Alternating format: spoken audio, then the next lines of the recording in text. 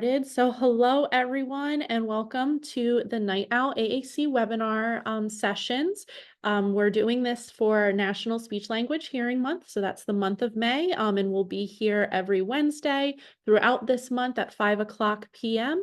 Covering a different type of AAC related topic. My name's Haley Strickler. I am one of the speech language pathologists and AAC services coordinators for the Institute on Disabilities, which is a part of the College of Education and Human Development at Temple University. We also work on a lot of projects related to the TechOwl program, and TechOwl is Pennsylvania's state assistive technology program. So I'm also here tonight with my colleagues Cassie and Jen. And so Cassie and Jen will be monitoring the Q&A as well as the chat feature tonight. But unfortunately, you are stuck listening to me talk this evening. But definitely come back to some of our other webinars throughout this month to hear from Jen and Cassie, as well as our other SLP colleague from the Institute, Ming, who will be leading the next webinars throughout the rest of the month. So tonight's topic is on finding and funding AAC. Tonight we are going to talk about a variety of different funding options for communication devices, but we are going to have a heavy focus on Pennsylvania funding sources. Some of this information that we're going to give is going to be general, especially if you are not a Pennsylvania resident or speech language pathologist or AAC user. So some of that general stuff may apply to your state. Some of the more specific information may vary state by state. So just keep that in mind while we are discussing some of these funding options. So just a few logistics before we dive into tonight's content. Again, the live transcription captioning is available. You just need to turn that on with your Zoom, and it should automatically appear then.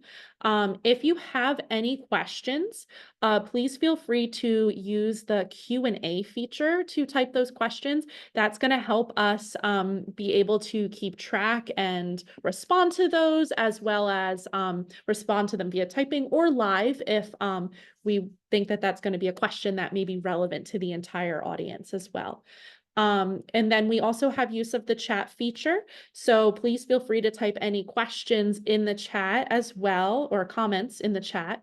Again, questions, put them in the Q&A to the best of your ability. We will be monitoring the chat. Keep in mind that when you are using the chat, you can set who you're sending the message to. So if you wanted to just go to Jen, Cassie, or myself, you can set it to panelists and hosts. If you want to share your comment with the entire group and all the attendees, other attendees as well, you can have that set to everyone. So just keep that in mind when you're using the chat feature. We're going to try to make sure that there is some additional time at the end, and we might also answer some of those questions that you might have live during the webinar too. Jen has posted the handout for tonight's slides in the chat feature. And if anybody is having difficulty downloading and accessing the copy of the slide handout, feel free to send an email following the webinar. I'm putting my email in the chat now. Feel free to send us an email, and then we can make sure that you get a copy of that handout following. At the end of the webinar, we will be sharing a link so that you can complete a survey, as well as request a training certificate or Pennsylvania Act 48 credits if you need those. We just, for those certificates and credits, we just ask that folks are logged in the entire time for the webinar. So our learning objectives for tonight, we hope that this is kind of the bare minimum that you get from hearing us speak, and we hope you learn a lot more. But our main focus is going to be on describing the language needed for a speech generating device, so an AAC device insurance request. So if you're submitting for insurance funding, there is specific language that you need to use to ensure that insurance approves that device and pays for it. We're going to explain the concept of medical necessity. That is a very medical insurance term. We're going to talk a little bit about that and what that means later on and throughout. And then we hope that you're able to recall at least 2 potential funding sources for AAC in Pennsylvania.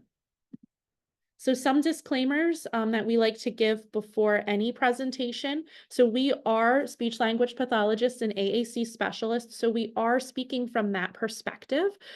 So coming from different disciplines or backgrounds, things might be a little bit different. So just keep that in mind with the way that we're talking about things. We're coming from a very SLP perspective.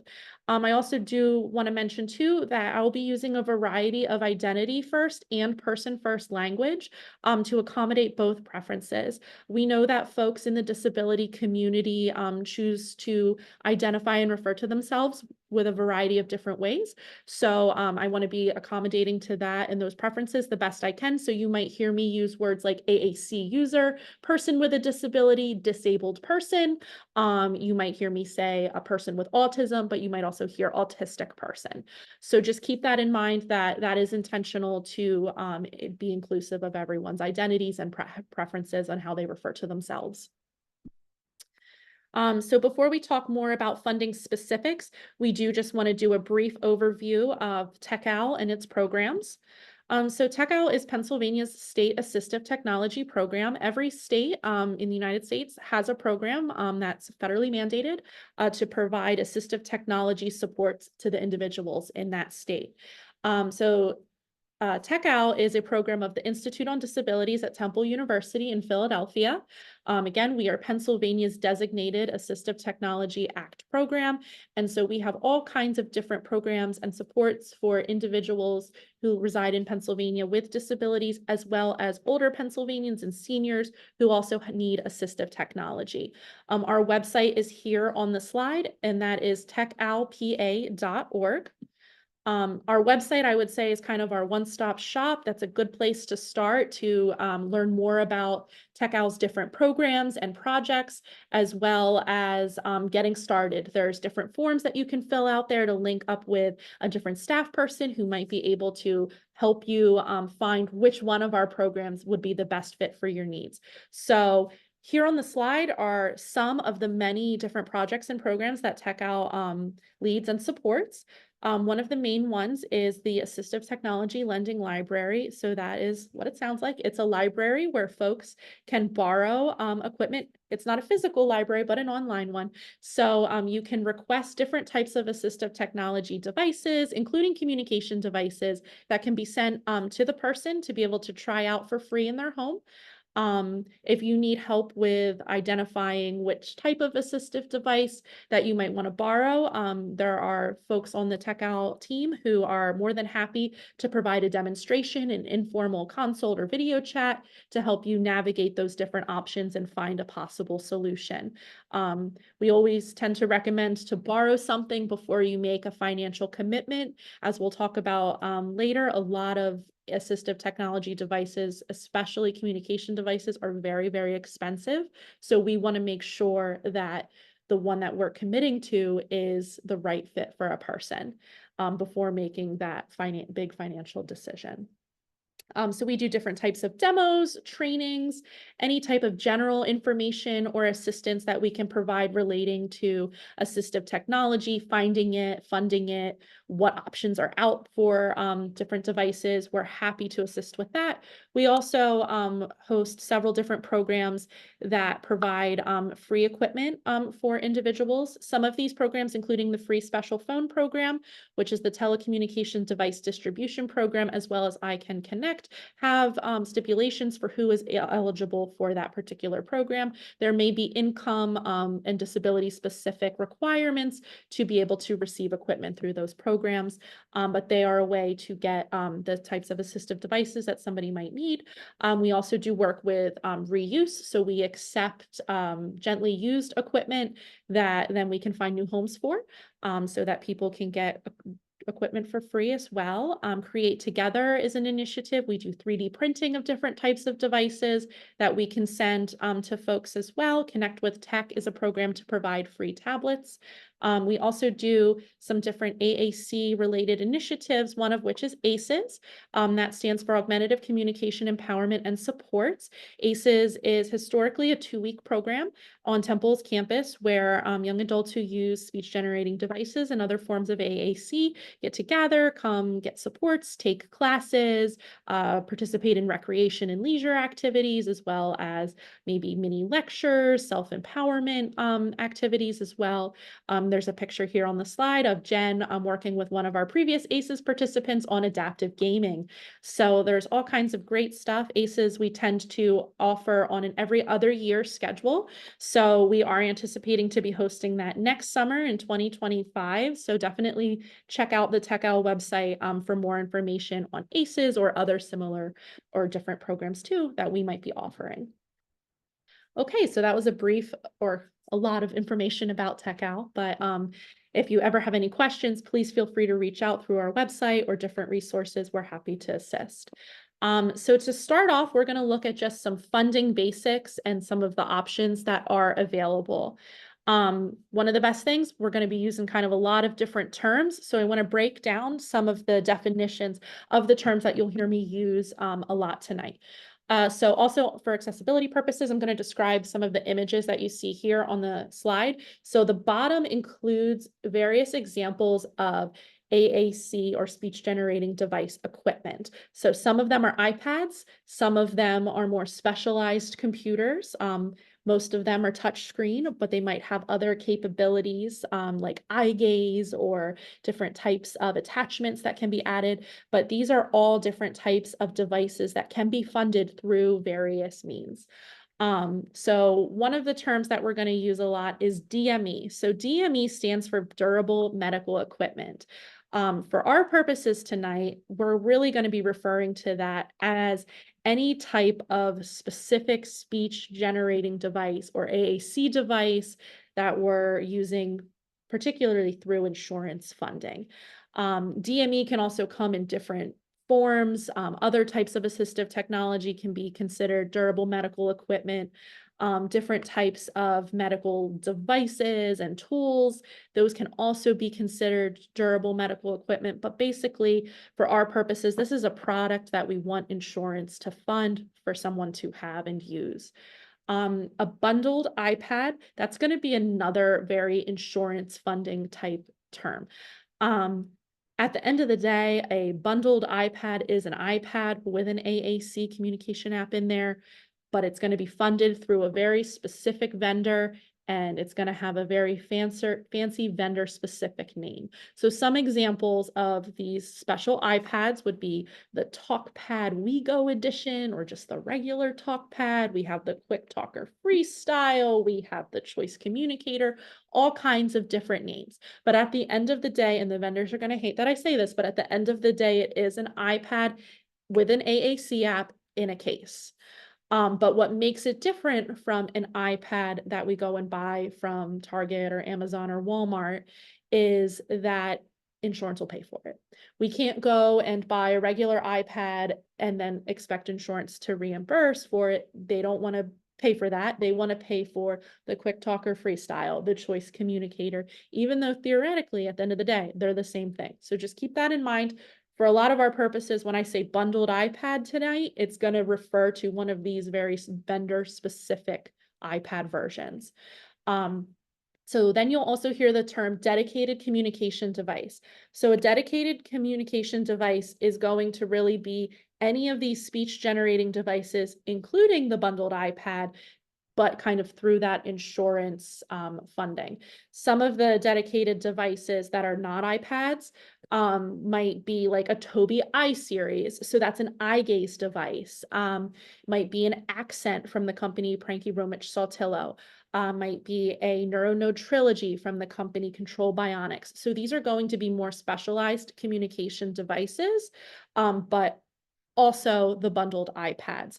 We're looking at it kind of as a big umbrella, and there'll be some slides later on that are going to break this down a little bit more. But if you think of it as these are all kind of ways that we're referring to speech generating devices for insurance to pay for. When it comes down to the bundled iPad versions and the dedicated communication devices, they're going to be very, very expensive. And most people are not going to be able to afford these options right out of pocket.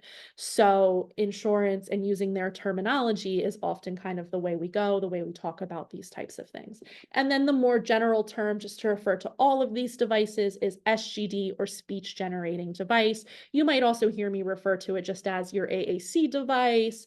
We might use a variety of those kinds of terms. So one of the big things, especially when we're looking at insurance funding, is if this device is medically necessary for the individual.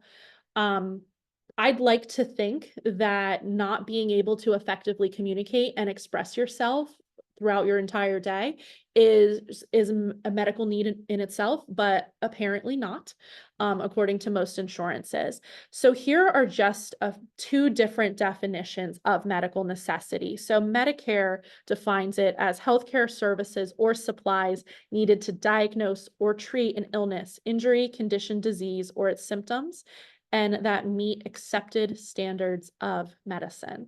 And then United Healthcare, their particular then definition of it is based on a foundation of evidence-based medicine. Medical necessity is the process for determining benefit, coverage, and or provider payment for services, tests, or procedures that are medically appropriate and cost-effective for the individual member. So each insurance company or system is going to have their own definition of what they define as medical necessity. And then a lot of times too, they're going to go a step further, and for particular maybe medications, particular procedures, in our case, speech generating devices, they're going to have different requirements that meet the medical necessity for that particular device. A lot of times, insurance doesn't like to pay for things. It's going to tell us that your doctor's going to say, you need a knee surgery, but they're going to say, well, we can give you a new appendix or an appendix surgery, something completely different. That's not what you want. A lot of times we see that too in the speech generating device realm. The big thing here is kind of defining them or meeting the medical necessity for that particular individual, providing lots and lots of evidence and explanations as to why this person needs the device to communicate. Especially for the speech pathologists that are attending this evening's webinar, we're going to look at some of the specific language and the different categories that are needed in order to write a report to justify medical necessity to these different funders.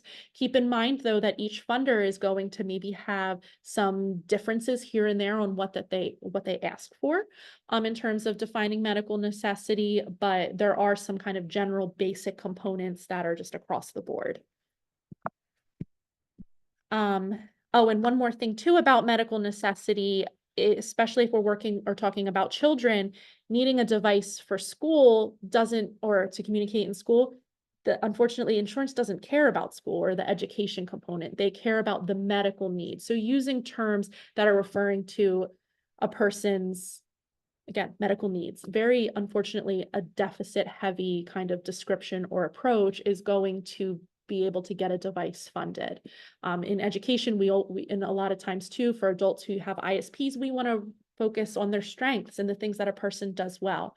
But to get a device funded, we have to unfortunately focus on the deficits and what a person can't do, so we can get this device so that then they can do the things that they want. So again, kind of talking about devices for insurance funding, here's a nice visual of how we can kind of break it down. So we have our overarching umbrella of AAC devices, and then we can have our more dedicated AAC systems, so our more specialized devices that can then be broken down into our dedicated speech generating things, again, like the I-series devices from Tobii, the Accents, or here on the slide, there's a picture of a Lingraphica device. So these are the more specific devices made for AAC and communication purposes. You also have your bundled iPads, which we're going to say that they're for communication only purposes, but at the end of the day, they're an iPad. You can still do other things with them.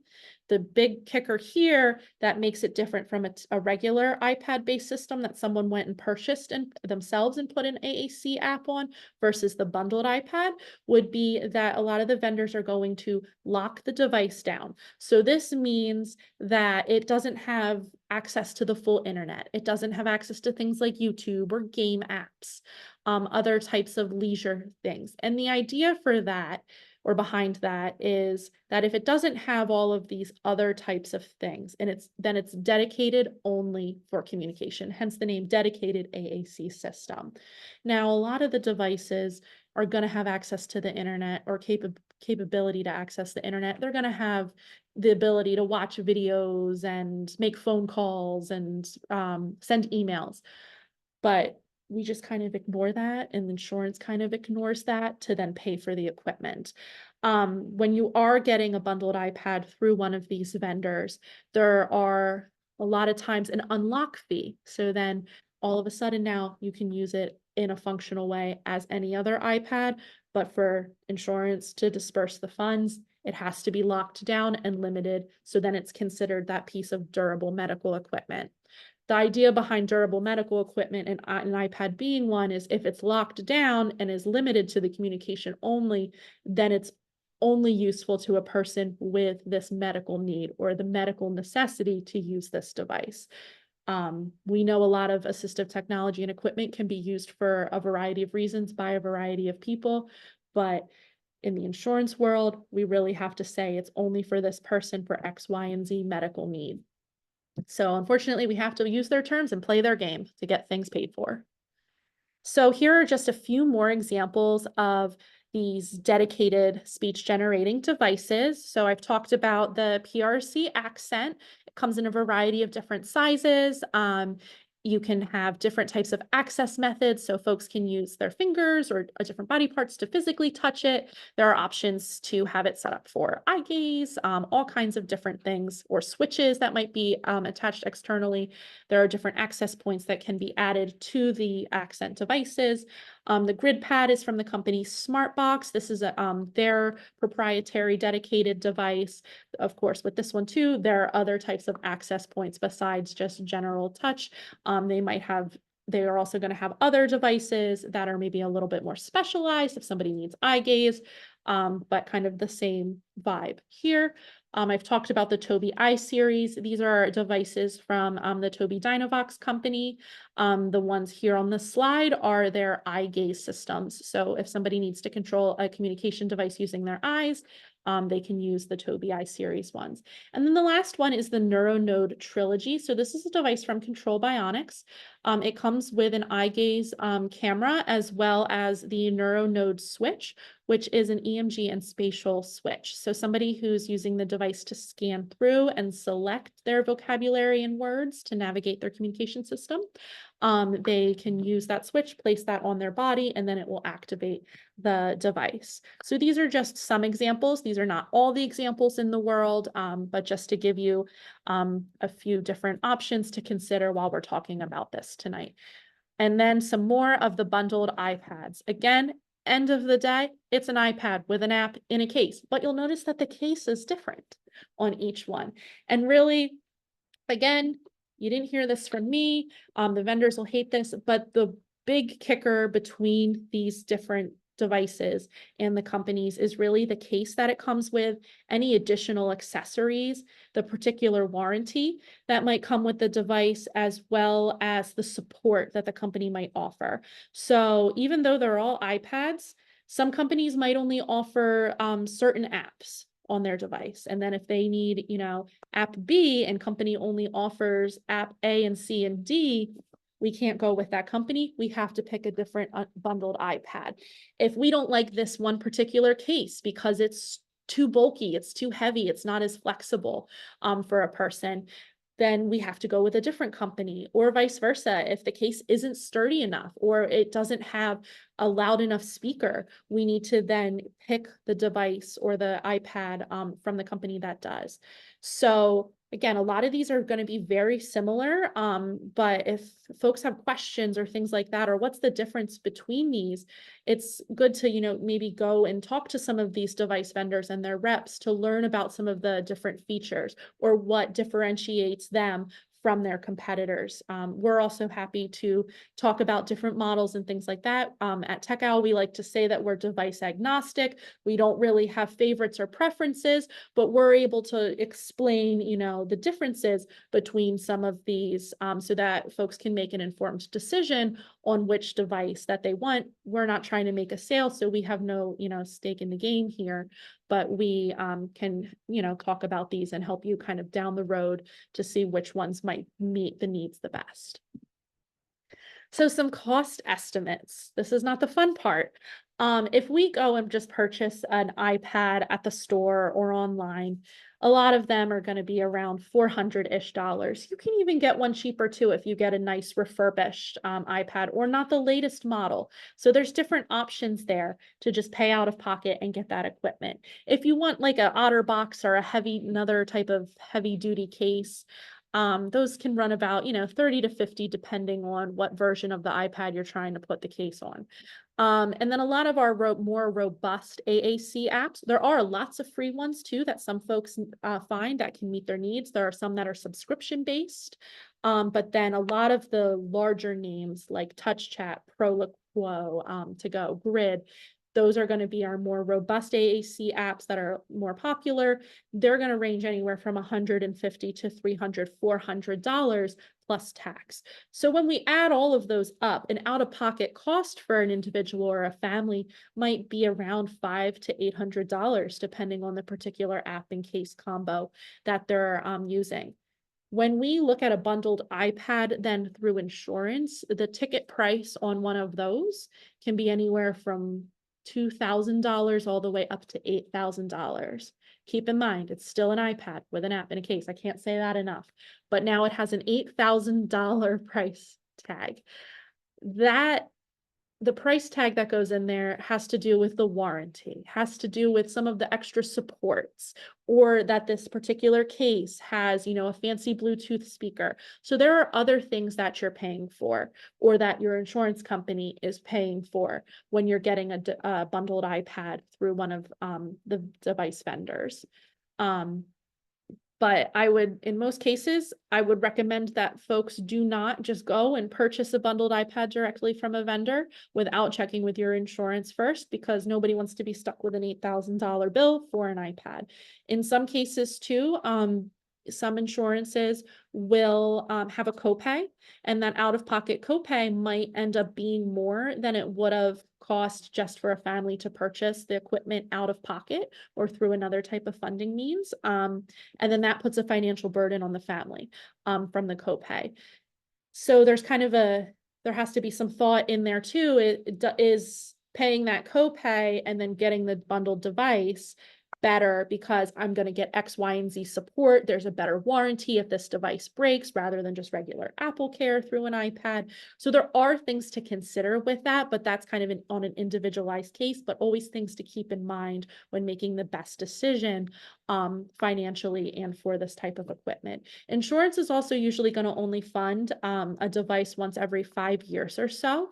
So a person is also kind of stuck with the equipment that they get if it's funded through insurance. So that's another thing that can add to it. When we're looking at some of the other speech generating devices, like the Accents, like the iSeries, the price tag is going to start to go up and up and up and up. So an eye gaze device, they're going to cost at least $15,000, $16,000 to probably well over $20,000 for that type of equipment. And then we also have to think about the different types of accessories. If a person needs switch access, if they need mounting equipment because they have a complex body and they need to be able to communicate when they're in their mobility chair, or they're in bed and they need a certain type of mount for positioning there to access their device. Those are all additional things that are going to up the cost. And certain types of insurance plans might not pay for multiple mounts. Some will, some won't. Some might fight different types of accessories as well. And anytime that you are requesting an accessory or other types of features that don't just come typically with the device, you have to then be able to justify and explain why it's medically necessary for the person to be able to have that. Again, insurance does not default think, oh, well, Mr. Smith needs to be able to communicate in his power chair, in his bed, at his dining room table. They don't think about that, but you then have to explain why it's important for Mr. Smith to have communication all the time. And unfortunately, we have to spell that out for folks in the reports. So an overview of some funding options, again, keep in mind that these funding options are, we're kind of focusing more on Pennsylvania funding sources. So some of the terminology in different states might be a little different, but a lot of the states may have similar programs as well to get equipment funded. So folks who are in Pennsylvania, a lot of times certain device and equipment can be paid through through their waiver. Also insurance, whether it's private, supplemental, Medicaid, Medicare. A lot of insurances will fund different types of devices. A lot of what we're going to be talking on, the main focus is going to be on insurance. Insurance kind of establishes the basic, and a lot of the other funders then kind of go off of that type of requirement. Some funders also too are going to be what we consider a payer of last resort, meaning that you need to have gone through different steps. You need to be able to say, well, my insurance denied my device or the device request because of X, Y, and Z before this next funder might be able to pay for the equipment. Some folks are able to get equipment through an employer if it's under ADA or through the Office of Vocational Rehab, OVR, if it's needed for them to be able to participate in their competitive employment. TRICARE for dependents of veterans. Also, children who are in the school system, they can get equipment funded through their school district if it is written into their IEP or their individualized education plan or program. So the IEP, keep in mind with that, with school districts, is if the school district in a lot of cases pays for a device out of their school district funds, the device upon graduation or the child moving will belong to the school district. If the device is purchased through your private insurance or your access funds, then that belongs to the child. So a school district cannot make families use their insurance to purchase one. They might offer, like, we can submit through your insurance, but families have the right to make that choice if that's the way they want to go. If it is in their IEP though, and it's part of their free and appropriate education, then the school district does need to find a way to be able to provide that. So those are things to kind of keep in mind. Some folks too are also in an educational settlement. For example, if they get compensatory education funds, they might be able to pay for equipment that way. Sometimes in post-secondary institutions. Again, a lot of this is case-by-case basis. There's also different grant programs available too that can provide funds for equipment or purchase the equipment outright and send it to a person. A lot of grants are going to have certain requirements, maybe income requirements. They might be for specific disability diagnoses. They might only pay for certain types of equipment. So that's something to keep in mind too, that not every grant is kind of like a coverall for all people. We might need to be able to apply for specific programs and meet their requirements when we're looking at grants. Grants might not also pay for the entire device either, but it might pay for some of them. So it could be a solution too if we're looking for, extra money if a family wants to pay out of pocket, but they need a little extra. Those are different ways. So using a combination of funding sources can also be an option for folks as well. Another option too would be Pennsylvania Assistive Technology Foundation, or PATF. PATF does low and no interest loans for assistive technology. So that is also an option for folks to get some support with payment and funding for equipment. And that's not just for communication devices. PATF can support with other types of assistive technology as well. And of course, there is private paying out of pocket, or using crowd funding like GoFundMe, things like that. So folks tend to use a lot of different options, get creative, think about all of your funding sources and what's going to get you what you want, and then also in the quickest way too. So to break down some of our funding options, we have our public and also our private funding sources. So our public funds, those are really going to be our things like our early intervention programs. So if a child has an IFSP, or through public education, if the child has an IEP and a device needs to be funded through their education, that can be an option. If there's different government type insurance programs like CHIP, Medicaid, Medicare. Those can also be ways to access public funding. Again, OVR, vocational rehab, waivers, and then also different special programs that folks may be eligible for. Our more private funding sources, paying out of pocket, buying it outright, using your private insurance, different charities, if you want to get reused equipment, or if you get a loan, or if you get something made. So there's also different, kind of options depending on how a person chooses to explore their funding. Okay, and I see we have some questions. We'll take a quick pause to look at the questions. We will possibly be able to post the recording. It depends on the quality of the recording that is produced by Zoom, but we are also happy to answer any questions. If you ever email any of us, if you felt like you missed something or need clarification, we are absolutely happy to have a private discussion, whether that's through video chat or email too. Okay, so we'll be on the lookout for some more questions, but we're going to kind of move on to the next section. So the general funding process. So this is kind of just looking at getting an AAC device funded in general. So what we really need to do is kind of figure out what a person wants or needs. So what type of device are we recommending? Have they worked maybe with a speech language pathologist or an assistive technology professional, an ATP? Do they have other folks on their team that maybe they've made recommendations, they know what they want to get? Because if we know what we want, and then we kind of think about all of our funding sources, then we're going to be able to better match the person to the funding source. So sometimes if we know we want an iPad product, but we also want to be able to use it on our cell phone or have access to texting and email and video chat, but also be able to use our AAC app, then maybe insurance might not be the best route to go. Maybe we need to look at some other options, maybe paying outright for a phone and a phone plan, and then paying for an AAC app through a grant or an additional application like program, for example, maybe like the free special phone program. So it might be a combination of things. If we know a person needs a Tobii eye gaze device, we can kind of think ahead, like, okay, they're going to need an eye gaze device. They're going to need mounting equipment for their power chair. That's going to be really expensive and the family can't afford to pay for that out of pocket. Then we know, okay, maybe we're going to look at insurance for this type of device. So it's really good to kind of have that idea of what we want or what the recommendation is and how we're going to pay for it to pair together. Sometimes that's easier said than done.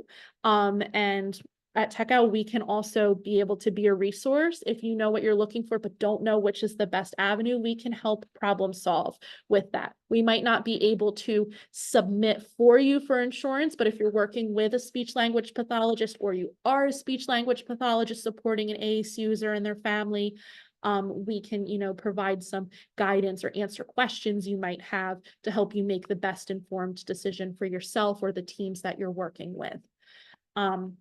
So the next kind of general steps, you're going to apply to that funding source. Most of them, if it's especially insurance, if it's a grant program, they're going to have lots of paperwork, lots of steps to kind of go through. They might require particular trials for a certain length of time with a particular device.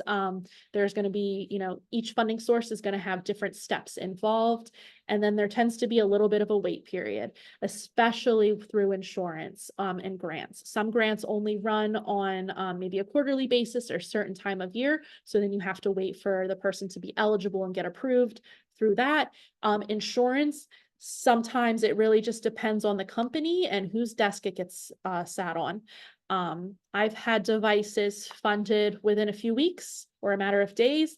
I've also had devices take up to 6 months to get into a person's hand, and then we're battling the insurance then for an additional 2 years because a person has 2 different insurances and they're fighting over who's paying for it.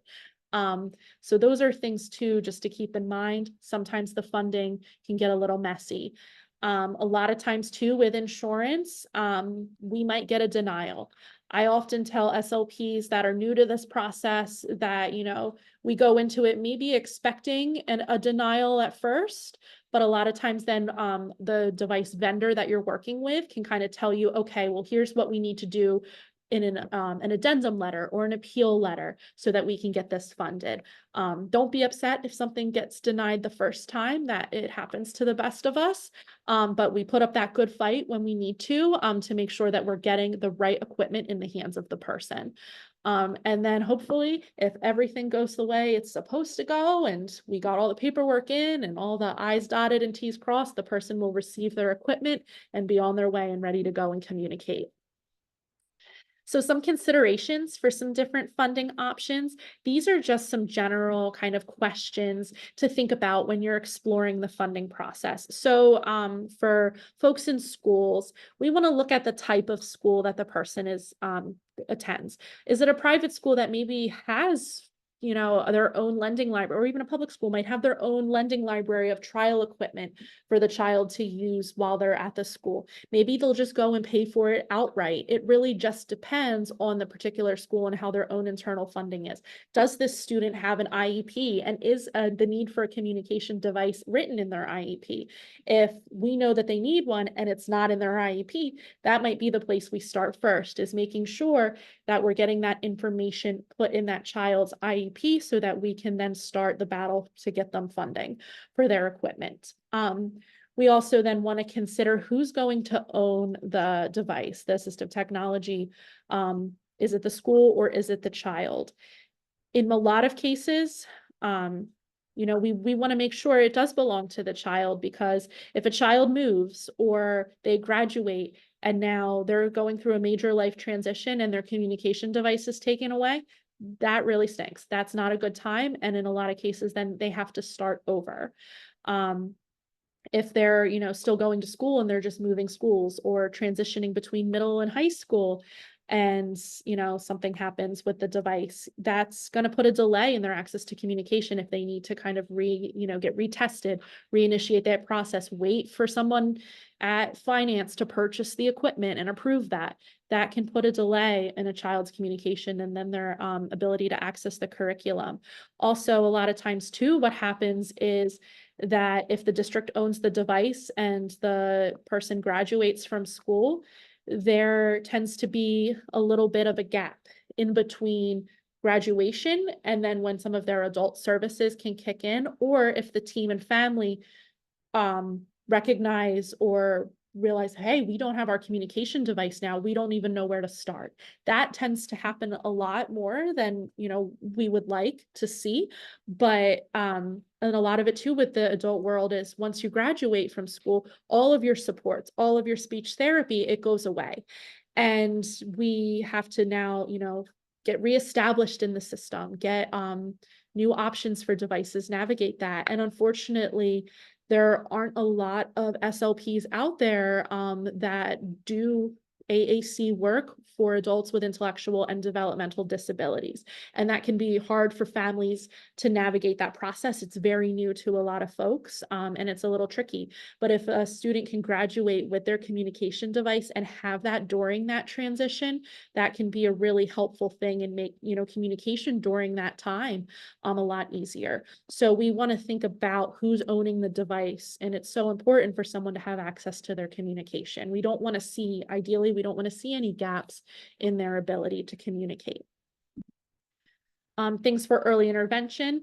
We want to look at the types of services that child receives. Kind of the same thing with the IEP. We want to make sure that the need for a communication device is in their IFSP as well. We want to look at what are the family and natural supports. Because a little one, we can't just hand them a device and expect that to work. We can't hand anybody a device and expect it to magically work. But especially for a very small child, that's not fair. We want to make sure that families who are working and loving that child are going to have the supports that they need to use the device with the person, and to also navigate that funding process and make those decisions as well. And again, transition. We want to see, when is that child aging out of EI? Do we want to go through their insurance now? Do we want to wait until they're in the school system? Children change so quickly. We want to make sure that we're giving them the best recommendation at that time and navigating their funding source. And sometimes to keep in mind, what a child needs at the age of 2 is going to look a lot different than what that child needs at 5 or 6, depending on their skills, their development, things like that. So maybe we don't want to use somebody's insurance funding for a more affordable type of device if we're anticipating needing access to that within a couple years down the road. Sometimes we're able to justify and get them to pay for something sooner, but sometimes that's going to be an uphill battle too. So those are kind of things you want to think about and anticipate too in advance. Just again, so we're making things the easiest for families. Additional types of funding considerations for folks in Pennsylvania who receive waiver services. We want to think about the type of waiver that they might have. Are there any specifics in terms of funding assistive technology for their waiver? Is there a cap for these types of things? And a lot of times too, we also need the team and the family and the person might need supports and to receive training on how to use that device. So what does that look like in terms of getting those types of services paid for? And a resource here, a link to Pennsylvania's Department of Human Services for more information there with that. So next up, we're going to talk specifically about insurance funding more for AAC. I know I kind of covered little sprinkles of that throughout, but the next couple slides are really going to focus on the steps for the insurance process funding and report writing. And if you are an SLP, I think that a lot of this information is going to be geared more towards speech language pathologists who are often taking the lead on this type of funding process. But I think that this information is good for family members, AAC users, other team members to also be a little familiar with. So, you can understand the steps in this process a little bit better. So if we know that we're going to use insurance to fund equipment, we want to know what we need, include the device, all of the accessories, the language system, the different features that a person needs to access that device. We want to know that that's what they need and that this is the best fit. And we want to be able to describe why. Being able to provide rationales for things and justifications is really important for that medical necessity piece. We want to make sure that when we're writing a report and describing why we need something, that there aren't really gaps in our argument. We want to make sure that it's tight so that we can get this approved and that they can't say, well, this isn't medically necessary. You need to try this other one instead because of X, Y, and Z reason. We want to think of those reasons before they have a chance to tell us. So again, when we're working with our teams and our users, we want to think about all the different considerations, who can help us with this funding process, who's going to contact the doctor if we need to, who's going to help transport a person for an appointment if they need to get an updated appointment with their doctor as part of the funding. We want to know if, we can get this funded through insurance, but we want a different accessory that we might need to pay out of pocket or apply for a grant through. We also want to make sure we know what the steps are. And keep in mind too, again, not everything always needs to go through insurance, but a lot of equipment does too at the same time. So those are, again, just some general things to keep in mind. So the overall insurance process, a licensed and certified speech language pathologist must complete a formal speech generating device evaluation. So this doesn't look like the typical speech evaluation where we're using standardized testing or informal measures to evaluate and diagnose somebody. This particular report is more of a holistic, comprehensive evaluation of the person, with the specific recommendation being the equipment that we want purchased for that individual. Different insurances are going to have, some different kind of, if we think of a report with the different headings, and certain insurance might require a specific section describing X, Y, and Z, whereas another one might not. What we typically recommend is that the SLP that's working with the user and the family contacts the vendor first, the vendor of the device that you want to get. In most cases, I highly recommend not contacting your insurance, because I've had cases where a family will call insurance and they'll say, oh, well, this is our in-network device, and it's completely inappropriate for that individual. Insurance does not get to dictate, even though they're going to put up a fight and say that they do not get to dictate what that person needs. The individual, their family, their supports people, and their treating or they're evaluating SLP are the ones who, as a team, who are making the decision. So a lot of times, even though the in-network device is going to be the easier way, it might not be the best fit. And the device vendor, they're going to deal with the insurance, one, because they want to make a sale, two, because they know the process and what needs to be done in order to make that sale. So I highly recommend going to a particular vendor once you kind of recommend that equipment first. Most vendors are going to collect all of that paperwork, which includes the speech therapist's report and any additional documents needed. These are in most cases going to be your insurance cards. So copies of the front and back, and this is going to also include any supplemental ones. So if a person has Medicaid, Medicare, but they also have private insurance, you want to make sure you're given all of those cards so that they can figure out who's paying what percentage and all of that. As an SLP, you don't necessarily need to worry about that. The vendor's going to take care of it. They all tend to have funding departments that kind of navigate that piece. Most of the time, you're also going to need a doctor's prescription or a certificate of medical necessity. This does not look like a typical prescription that a doctor fills out for medication. Most device vendors are going to have a particular form that the doctor needs to complete and sign. A lot of the vendors will reach out to the doctor's office directly to get any of that information. Sometimes a visit with a doctor might need to be within 6 months. They might need copies of the face-to-face visit notes saying that the doctor is recommending this device or says that they need a communication device. But so since each insurance is different, the vendor is going to kind of navigate that process and let the team know what information is needed.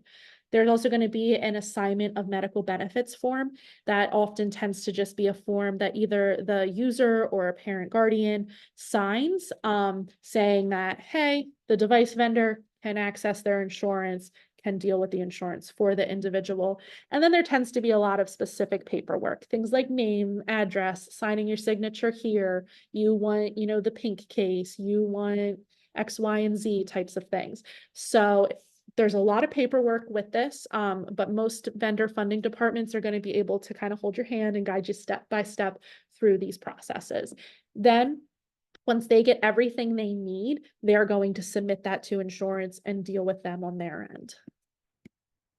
So starting that process, we want to make sure we're completing device trials if they're needed.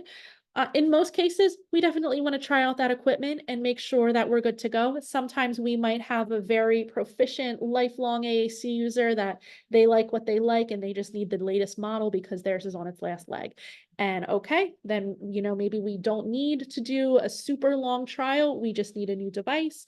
That's going to be on a case-by-case basis. And keep in mind too, some insurances are going to require very specific types of trials. They might require a 3-month or a 90-day trial with the particular model of the device that you're recommending. A lot of times the vendors, they'll know this information up front. They can let you know that process too. Especially for the more specialized equipment, like an eye gaze device, anything maybe with some switches, or if you want to make sure that you're trying the latest and greatest technology, contacting the company that sells that device and going through them for a trial can often be a good place to start because you're going to be trying the newest model. They're up to date on their technology a little better than maybe some other options would be. But of course, the TechOut lending library is available too for certain types of equipment. Whoever's in charge of the team, usually in this case, it's going to be the SLP through this process, want to gather all of that information and then send it on the way to the vendor. Also for SLPs, keep in mind too, that vendors funding departments, they're going to read over your report and they're going to let you know if there's anything that they're aware of that needs to be changed. Sometimes they'll say, oh, it's good to go. You'll hear back and they're telling you that you didn't include, the insurance will then deny it. The vendor will then give some new advice based on that information. But if they've had cases go through similar insurance or the same insurance company and they know ahead of time what that company's going to look for or nitpick, they'll let you know so you can change it before you send it on its way. So what this report looks like, again, it's going to look a lot different than your typical comprehensive speech language evaluation report. And there are going to be those specific sections or items that those companies are looking for. When we're talking about a bundled iPad type device, in most cases, we want to not refer to it as an iPad. The one we're recommending, we want to use their special name on our report for that particular product. A lot of the vendors too are going to have examples or report templates, online systems that you can use to complete the report. I mean, we all, me, Cassie, and Jen, we all have our own, proprietary SLP reports that we've written over the years or taken sections we like. I have one that's 20 pages that I love to use. But you know what, at the end of the day, sometimes it's better to just use the one that the vendor gives because they have the specific wordage that they know to get their product covered. I can write the most beautiful report in the world, but then insurance might not like it because I didn't point out something about a warranty that I didn't know was a thing. But the vendor, it's their product. They're going to know their warranty and what things that a company's going to look for or what sets them apart from another company that may be in network for that person's insurance to further strengthen and justify your case to get this particular one funded. Again, we want to make sure everything is medically necessary. Sometimes, even throw in that phrase, it is medically necessary, X, Y, and Z, and that because then it's a sentence right there. They can't really come back and say, well, you didn't include it. Well, it's right here on page 5. I've done that quite a few times.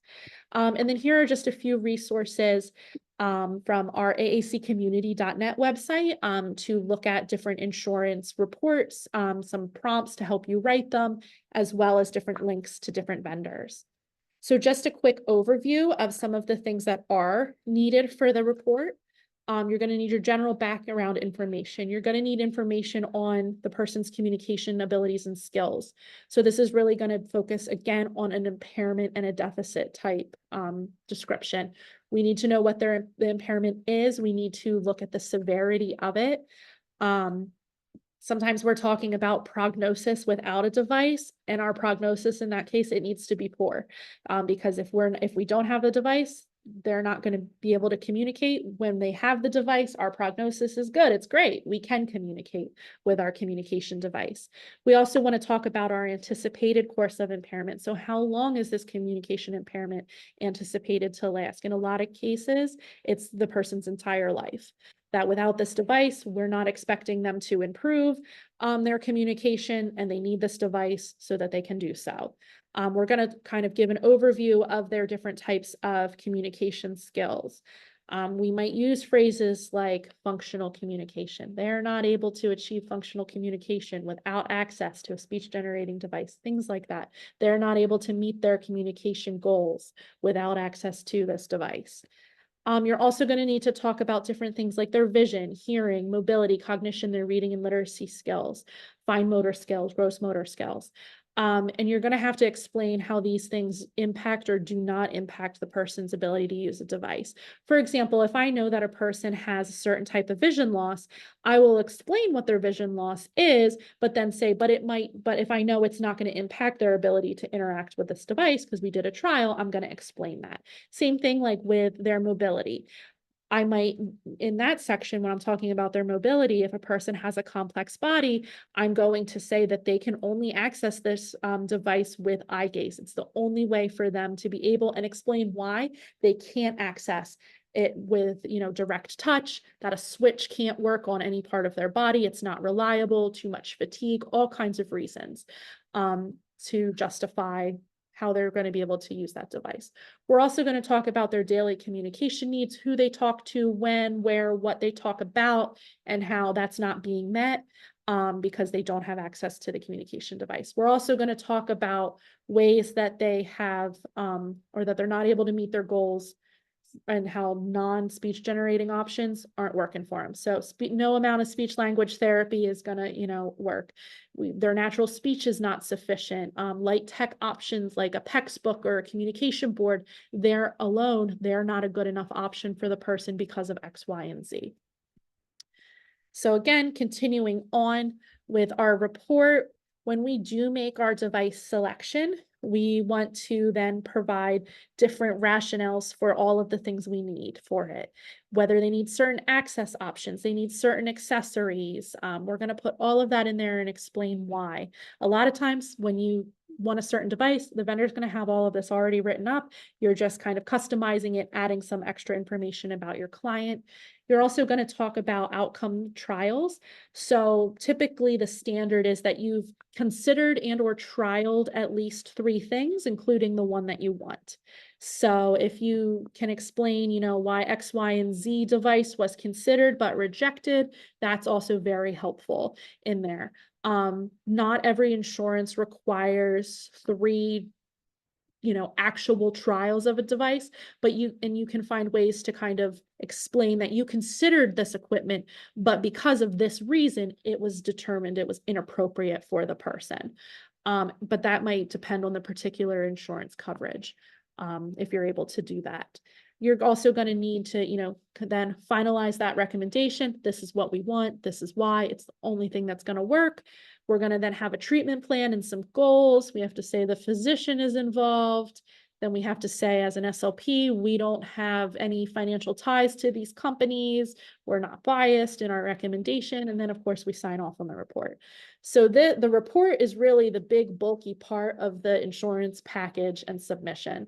Usually these reports are going to clock in, even with the templates from the vendors, at 5 to 10 pages. Okay, so that kind of is a quick overview. That is the bulk of the content for tonight on our funding options. The next couple slides are going to focus on just additional resources, and then also have the links to the survey, because I do know that we are running over our 6 o'clock time. So if anybody does need to log off, that was the bulk of the content and information from tonight. But for folks that are still logged in, we just want to share a couple more resources. So TechOwl, again, these are some special programs that TechOwl offers with getting different types of equipment. The PATF for low and no interest loans for assistive technology. So the links are here as well. And then on the next couple slides are just some additional funding resources and links to continue your learning or options that might be available to explore. So then also to quick mention some of our TechOwl AAC services. We do have special project contracts with different organizations. One is with Philadelphia Intellectual Disability Services, as well as the early intervention. And we have our Just So Speech Services program with the Pennsylvania Office of Developmental Programs. So these are not, all of these programs are not direct speech language therapy, but we do use a more team approach, coaching approach to provide, assistance, supports and recommendations for, particularly AAC funding or different types of communication needs for individuals. If anybody has any specific questions regarding these, we're happy to answer those. Please feel free to send us an email. The referral forms for these services are also on our AAC community website.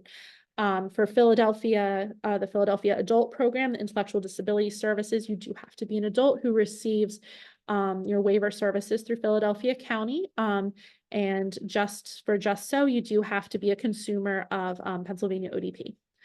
We can also provide informal video chats or emails, phone calls to just support you on general AAC information, answer any questions that you might have. And then we have our link to our AAC community website, and we talked about ACEs at the beginning. This is just the links to TechOwl's different social medias. We have a very active social media presence, lots of good information, not just on AAC, but on different types of assistive technology in general, as well as sharing some general disability advocacy related content too. So definitely check out our social medias for more learning, as well as being able to keep in touch for different learning opportunities that we might be offering in the future. This is the general TechOwl contact information. The information for the Institute on Disabilities and Temple University's College of Education and Human Development.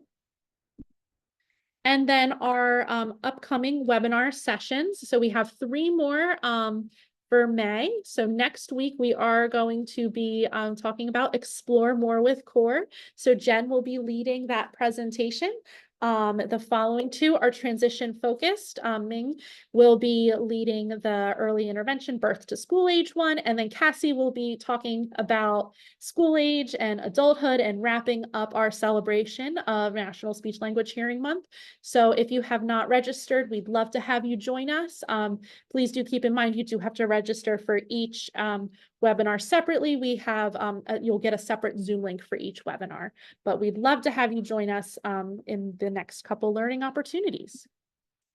And so this is our feedback and certificate request, as well as Act 48 credits. So if you do need a certificate, like a training certificate that you attended tonight only, please complete the red QR code or link that just says Night Owl AAC sessions. That'll be for the general feedback and certificate request. If you are requesting Act 48 credits, as well as a certificate too, please complete the teal or bluish looking QR code and link that has additional questions that are required for the awarding of the Act 48 credits. If you have or have attended or are planning to attend multiple of our sessions, we do ask that you complete a survey, whichever one you need, for each one that you attend, so that we can make sure that you're awarded the proper certificate and credits. So we'll just give folks a second to make sure that they're accessing the correct link. And if you, for whatever reason, aren't able to fill this out right now or this evening and lose the link, feel free to send me or Jen or Cassie an email, and we'll make sure to get you that proper link.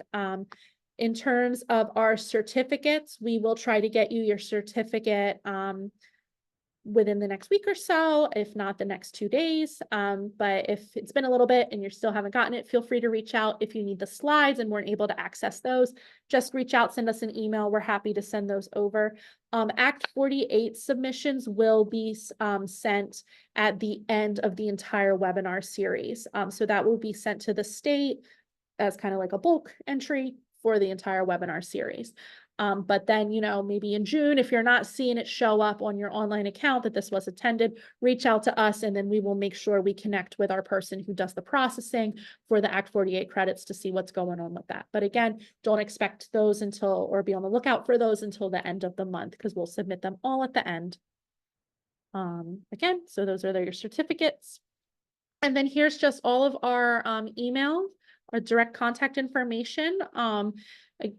Again, feel free to reach out to us with any questions, whether it's about tonight, general AAC information. If you have general questions or are looking for information on other types of AT, even if we're not in that area or know the answer, we can help you navigate the different TechOwl programs and hook you up with the person on our team that can help you the best in that area. We're happy to act as any liaisons that we need to. And does anyone have any last minute questions or anything else that we haven't covered? If not, that does conclude our content for tonight. We're so happy that you were able to join us and learn about funding and AAC here with us tonight.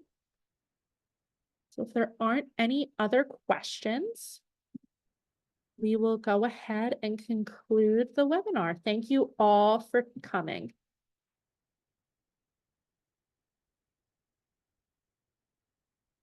All right, and if you haven't registered for next week too, we would love to have you. We hope to see you all again throughout the rest of the month. Again, thank you all for attending. We appreciate you being here with us tonight. All right, bye now, everyone.